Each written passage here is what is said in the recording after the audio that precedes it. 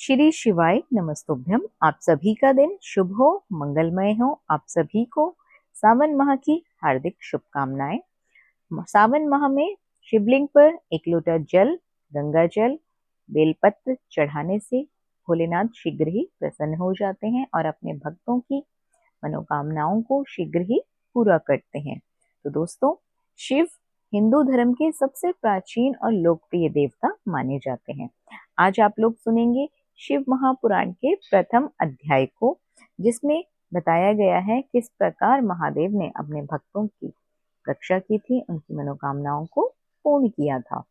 इसी के साथ साथ आपको बता दूं कि महादेव को कई नामों से जाना जाता है, जैसे कि नीलकंठ, गंगाधर, कपाली, महाकाल, आशुतोष, महेश, भीलपति, भीलेश्वर, रुद्र, कई नामों से उनको जाना जाता है। भोलेनाथ के हाथ में डमरू है, गले में सर्पों की माला है, दूसरे हाथ में त्रिशूल है। उसी के साथ साथ उनके सिर पर गंगा बहती है और उनका निवास स्थान कैलाश पर्वत है, जहाँ पर वो माँ पार्वती के संग रहते हैं। इसी के साथ साथ दोस्तों, शिव जी को संहार का देवता भी कहा जाता है। शंकर जी सौम्य आकृति और रौद्र रूप दोनों के लिए ही बहुत विख्यात हैं। अन्य देवों से बढ़कर इन्हें माना जाता है और इन्हें महादेव भी कहा जाता है। त्रिदेवों में भगवान शिव संहार के देवता माने जाते हैं।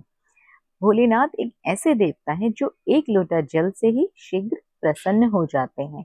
सावन माह में भांग, बेलपत्र, धतूरा इत्यादि उन्हें जरूर चढ़ाना चाहिए। इसी के साथ साथ यदि आप लोग भक्त व्रत ना कर पाए तो शिव पुराण के महात्म्य का श्रवण जरूर करना चाहिए। जो भी भक्तगण प्रतिदिन शिव महापुराण के अध्यायों को सुनता है, महादेव की कृपा उस पर सदैव बनी रहती है और अध्यायों को सुनने से भी मनोकामनाओं की शीघ्र ही पूर्ति होती है। तो दोस्तों, श्रावण महात्म्य कथाएं हमारे चैनल पर सुनाई जाएंगी। आप इसे प्रतिदिन जब भी आपको समय मिले आप तब सुन सकते हैं। महादेव की असीम कृपा की प्राप्ति हो सकती है। तो चलिए शिव महात्म्य पुराण को शुरू करते हैं। जिस सौनक जी ने सूत जी से पूछा, हे महाभाग, आपके मुख से अनेक आख्यान सुने, मुझे तृप्ति नहीं हुई है, फिर भी कुछ सुनने की इच्छा बढ़ती है। जिसके सुनने मात्र से मेरी अत्यंत श्रवण करने से इच्छा न हो, ऐसी कोई कथा कहिए। सूत जी ने कहा, आप सभी मुनिगण सुने, आपके कहने से मैं बहुत प्रसन्न हूँ और आपके लिए मुझे कोई भी गुप्त नहीं है। दम्भ रहित होना है, आस्तिक बुद्धि होना है, परमात्मा में भक्ति होना है, सुनने की इच्छा होना है, ब्राह्मण भक्त होना है, सुशील स्वभाव होना है, नम्रता होनी है, धैर्य होना है, पवित्रता होनी है, दोषारोपण रहित होना है, तपस्वी होना है। ये 12 गुण श्रोता के कहे गए हैं। वे सब गुण आप लोगों में ही हैं। इससे मैं बहुत ज्यादा प्रसन्न हूँ और आपसे तत्वबात को कहता हूँ। एक बार ईश्वर ने सनत कुमार से कहा, हे सनत कुमार, हे सुब्रत, हे ब्रह्मा के पुत्र, आपकी सेवा भक्ति से मैं बहुत प्रसन्न हूँ। 12 महीनों में श्रावण महीने मुझे अत्यंत प्रिय हैं। जो श्रावण मास का महात्म्य सुनने योग्य हो, जाने के कारण मास का श्रावण नाम हुआ है। पूर्णिमा को श्रवण नक्षत्र के योग हो जाने से भी इस मास का नाम श्रावण कहा जाता है। जो श्रावण मास से सिद्धि होने वाला है, अतः श्रावण नाम कहा गया हो। आकाश के समान स्वच्छ हो जाने से नभा नाम कहा जाता है। उस मास के धर्मों की गणना करने के लिए भूमि पर कौन सामर्थ्य हो सकता है।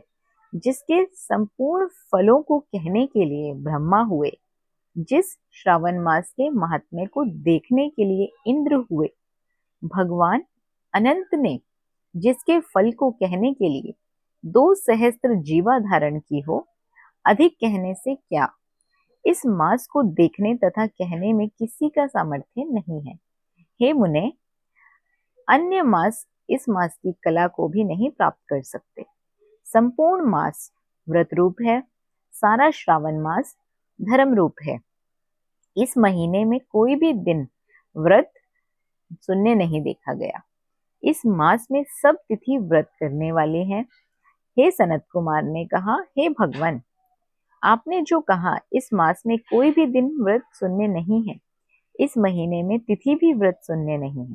हे श्रेष्ठ, उसको आप मुझे कहें, कौन सी तिथि में कौन सा व्रत होता है तथा किस वार में कौन सा व्रत होता है, उस व्रत का अधिकारी कौन है, फल क्या है, विधि क्या है, किसने ये व्रत किया है, उद्यापन विधि क्या है, देवता कौन है, पूज्य कौन है, पूजन सामग्री क्या है, प्रधान पूजन किसका है, जागरण विधि क्या है, किस व्रत का कौन सा समय है। हे प्रभु, वह मुझसे कहें। श्रावण मास कैसे आपको प्रिय हुआ, किस कारण से पवित्रम कहा गया, इस मास में कौन सा अनुष्ठान करने योग्य है। हे प्रभु, मुझसे कहें।